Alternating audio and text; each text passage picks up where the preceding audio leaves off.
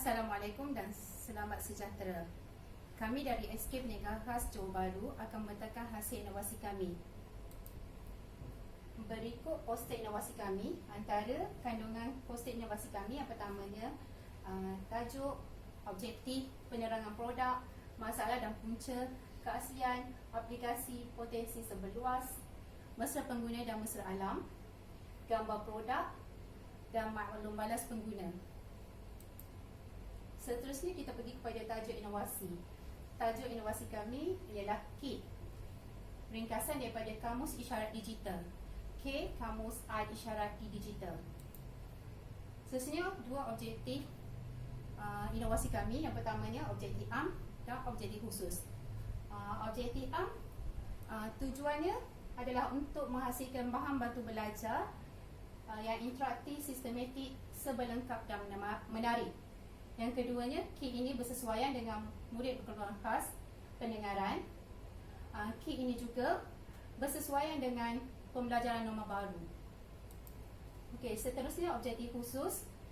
Murid akan dapat menguasai kosakata, menulis, belajar isyarat perkataan, mengeja, membantah suku kata dan membaca, berkomunikasi isyarat bersama keluarga, menggunakan isyarat dengan betul, dan akhir sekali murid akan mengenal objek. Seterusnya saya serahkan kepada sahabat saya, Cikgu Husna.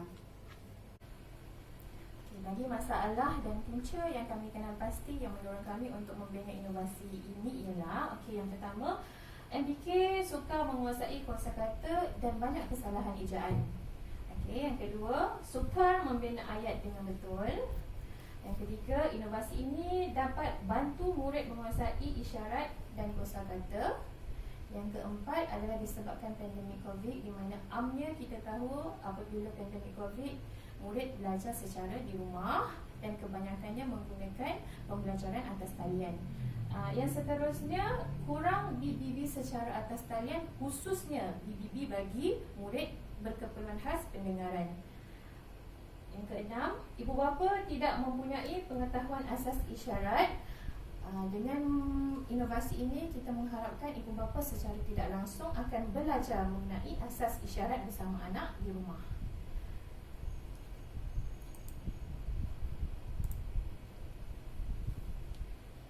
Ini adalah contoh ujian pra yang kami jalankan ke atas 21 orang murid yang terbahagi kepada dua kumpulan, iaitu kumpulan pertama ialah kumpulan prasekolah, kumpulan A iaitu kumpulan prasekolah dan tahun 1, dan kumpulan B adalah kumpulan bagi murid tahun 2 dan tahun 3. Bentuk soalan yang diuji adalah pelbagai bentuk dan mengikut tahap kesukaran yang merangkumi 3 tema, iaitu tema diri saya, keluarga dan sekolah. Bentuk soalan seperti yang dapat dilihat ialah, yang pertama, bagi kumpulan A adalah memadankan perkataan dengan gambar isyarat, memadankan gambar objek dengan gambar isyarat, memadankan perkataan dan gambar objek, dan yang ketiga adalah memadankan perkataan dengan gambar isyarat yang merangkumi 3 tema tersebut.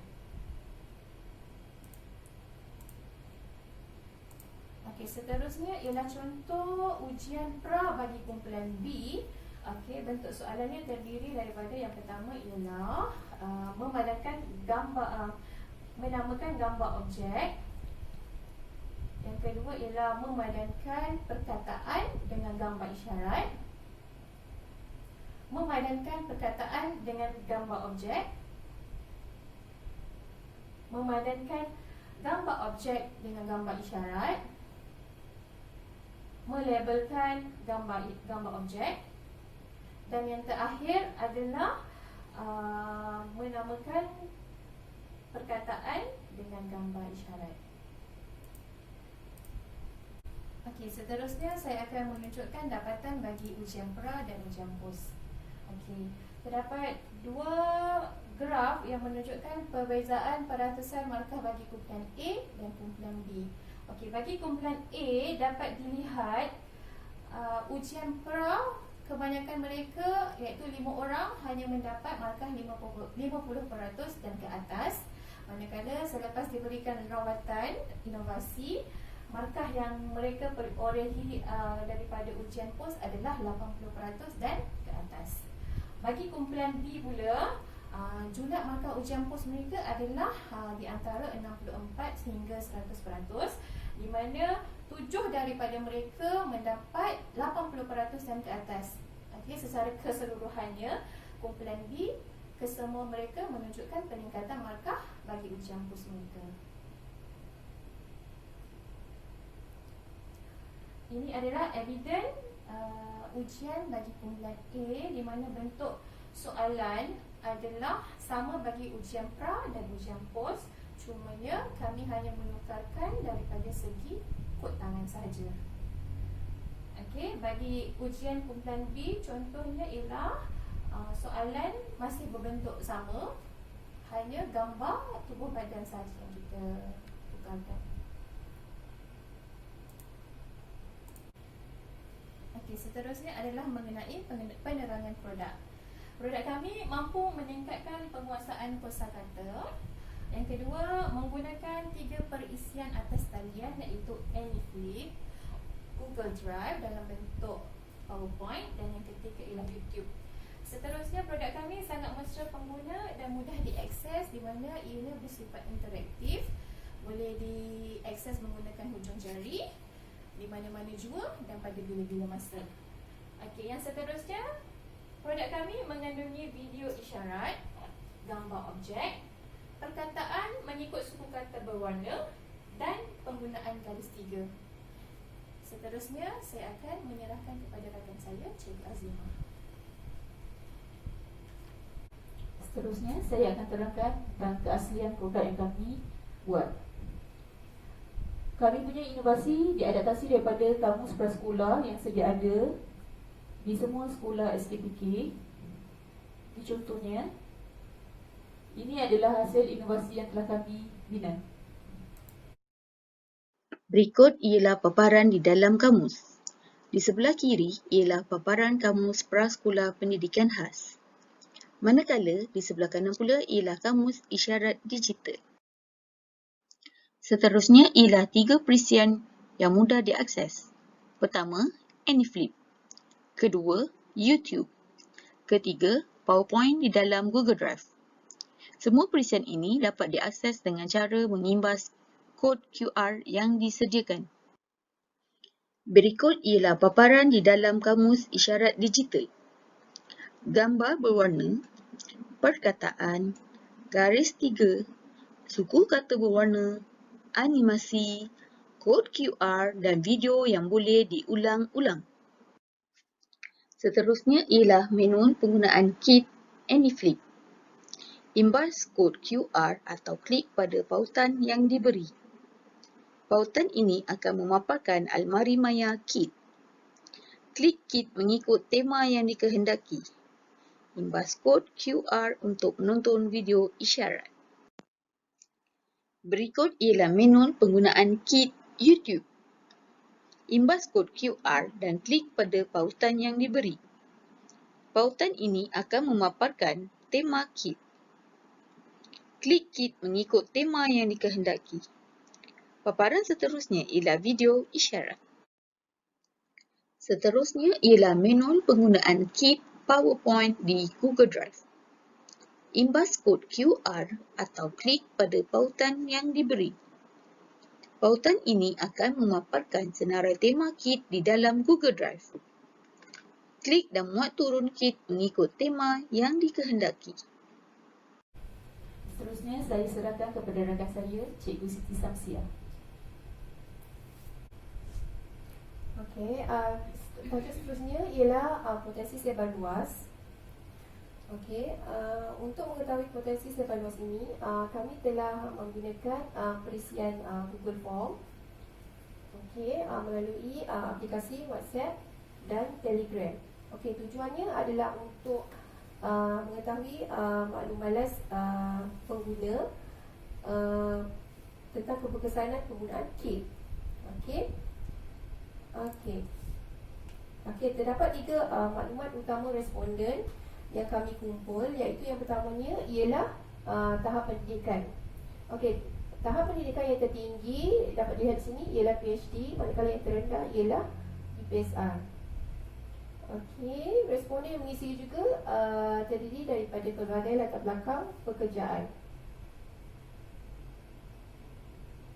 Majoriti responden yang mengisi Google Form ini tidak mempunyai anak MDK pendengaran.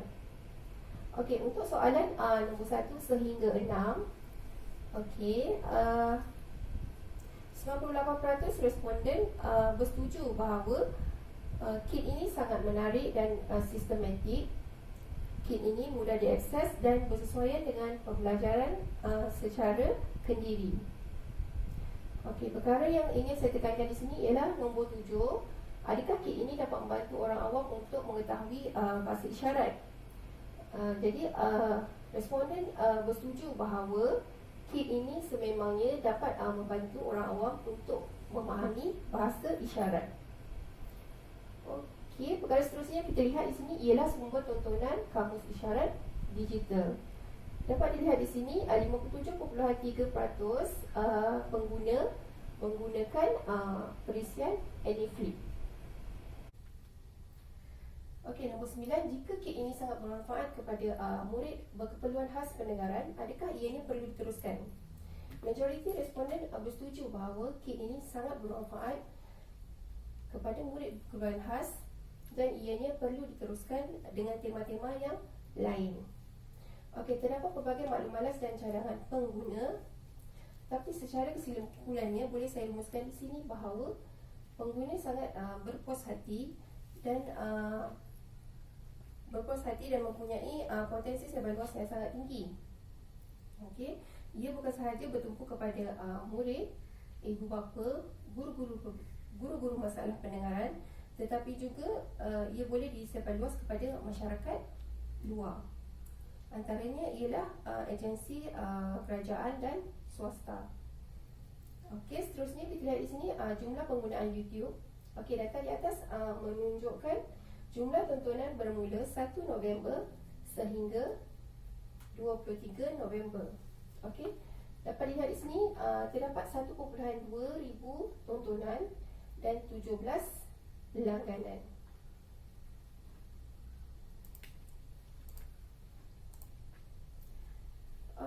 Okey, tajuk seterusnya ialah mesra pengguna dan mesra alam.